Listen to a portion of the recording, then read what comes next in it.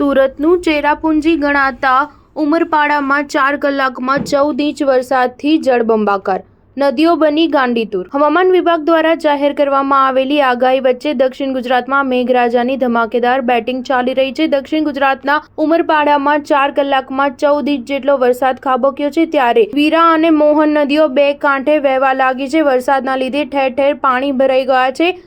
ઉમરપાડા તાલુકાના ઉમરગોટનો સંપર્ક તૂટી ગયો છે। આ ઉપરાંત નીચાણવાળા વિસ્તારો અને ગામોમાં પાણી ફરી વળ્યા છે।